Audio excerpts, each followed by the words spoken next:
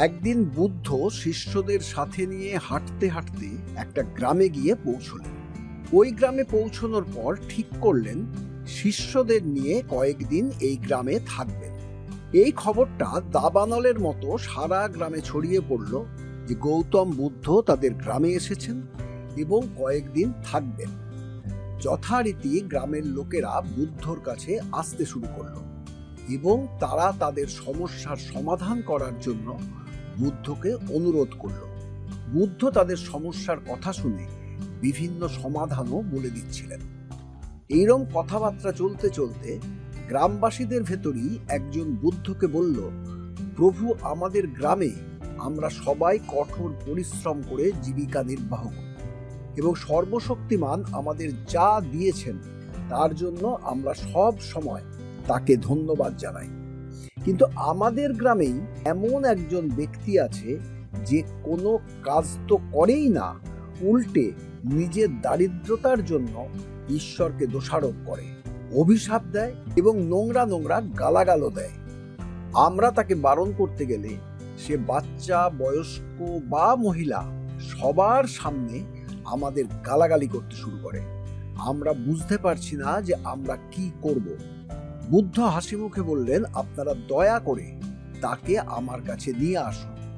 আরেকজন গ্রামবাসী বলল, ওই লোকটা খুবই অভদ্র, তাকে এখানে ডেকে আনলে সে আপনাকেও নোংরা কথা বলতে পারে।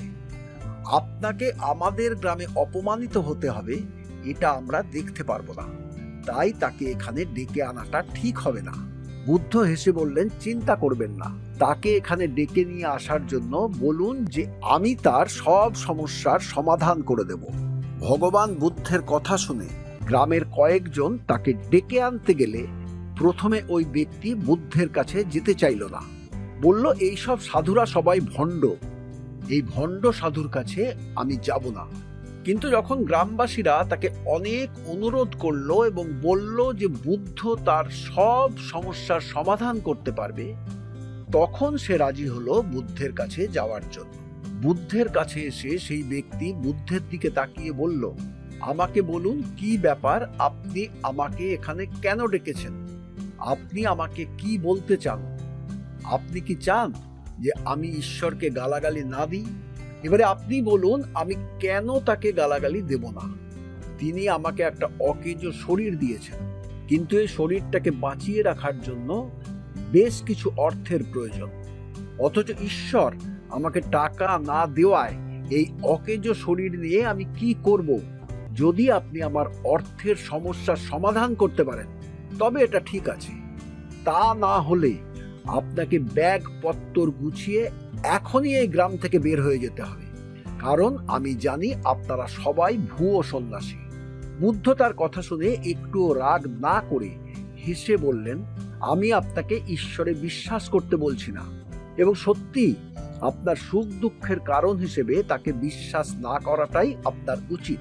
তবে এটা বলতে পারি, আপনি কাউকে অভিশাপ না দিয়ে যদি কঠোর পরিশ্রম করেন তবে আপনার অর্থ সমস্যার সমাধান হতে পারে।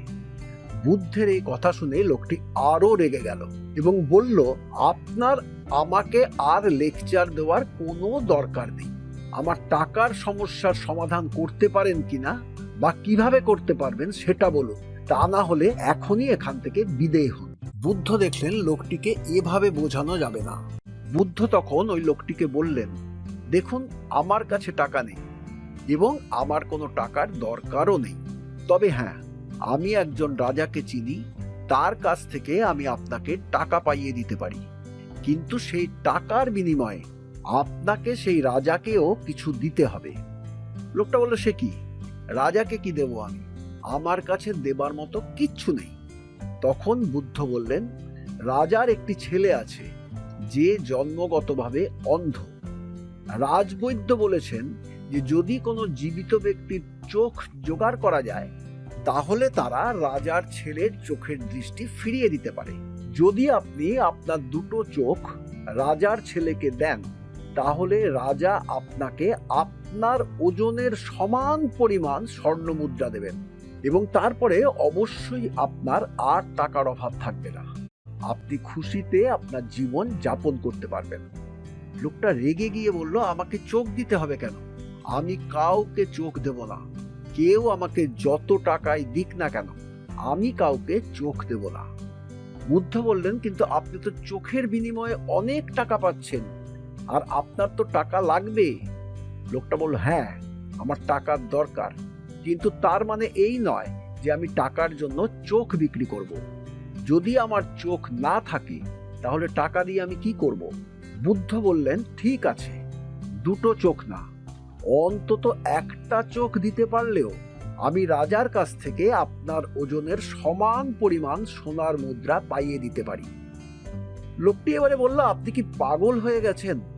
আমি সোনার মুদ্রার বিনিময়ে একটা চোখও দেব না, কারণ চোখকে বলা হয় রত্ন। আমার অমূল্য চোখ আমি কিভাবে বিক্রি করব? বুদ্ধ এবার বললেন, আপনি যদি চোখের বিনিময়ে আরো কিছু বেশি টাকা চান তাহলেও বলুন, আমি আপনাকে রাজার কাছ থেকে পাইয়ে দিতে পারবো। লোকটা বলল, থামুন, আমার চোখ অমূল্য, আপনি দয়া করে এই ব্যাপারটাকে ছেড়ে দিন। আমার টাকা লাগবে না, আমি কোনো মূল্যেই আমার চোখ বিক্রি করতে চাই না। এই কথা শুনে বুদ্ধ বললেন, কিছুক্ষণ আগেই আপনি বলছিলেন আপনার শরীর অকেজো, আবার এখন আপনি বলছেন আপনার চোখ মূল্যবান, অথচ আপনার চোখ আপনার শরীরেরই একটা ক্ষুদ্র অংশ মাত্র। যদি আপনার চোখ এত অমূল্য হয় তাহলে আপনার শরীর কিভাবে অকেজো হতে পারে? গৌতম বুদ্ধের এই কথা শুনে সেই ব্যক্তির চোখে জল এসে গেল। সে বুদ্ধের পায়ে পড়ে কাঁদতে শুরু করলো। বুদ্ধ তাকে বুকে টেনে নিয়ে বললেন, প্রকৃতি আমাদের মূল্যবান শরীর দিয়েছে, কিন্তু বেশিরভাগ মানুষই এটাকে উপেক্ষা করে নিজেকে অভিশাপ দিতে থাকে। মাত্র কয়েক মুহূর্ত আগে আপনি যেমন ভাবছিলেন আপনার শরীর অকেজো, কিন্তু এখন আপনি আবার শরীরটাকে অমূল্য ভাবছেন। আমাদের ক্ষেত্রেও দেখা যায়, আসলে মানুষ বিনামূল্যে যেগুলো পায় সেগুলোর মূল্য মানুষ বোঝে না। তাই ঈশ্বরের কাছে আমাদের কৃতজ্ঞ থাকা উচিত যে এই মূল্যবান দেহ তিনি দিয়েছেন, যেটা সমস্ত জীবের মধ্যে সেরা। আমাদের জীবনে আমরা আমাদের জীবন নিয়ে হতাশ হয়ে পড়ি এবং নিজেকে অকেজো ভাবতে শুরু করি, কিন্তু তারপর ভুলে যাই যে এই মানব দেহ, এই জীবন প্রকৃতির একটা মূল্যবান উপহার। কারণ শুধুমাত্র মানুষেরই স্বাধীনতা আছে ভালো কাজ বা খারাপ কাজ করার। শুধুমাত্র মানুষের মনই সিদ্ধান্ত নিতে পারে কোনটা ঠিক কোনটা ভুল। কোনো পশু পাখির এই ধরনের স্বাধীনতা নেই। তাই এমন অমূল্য মানব জীবন পেয়ে আমাদের সর্বদা সেই পরম শক্তিকে ধন্যবাদ দেওয়া উচিত, যিনি এমন জীবন দিয়েছেন।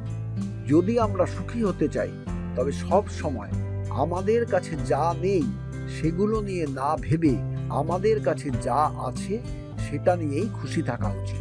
আমাদের উপরেই এটা নির্ভর করে যে আমরা মানব জীবন পেয়ে নিজেকে ভাগ্যবান মনে করে সুখী হব, নাকি যে বিষয়গুলো আমাদের নেই সেই বিষয়গুলোর উপরে মনোযোগ কেন্দ্রীভূত করব। সিদ্ধান্ত অবশ্যই আমাদের। এখানেই শেষ আজকের গল্প।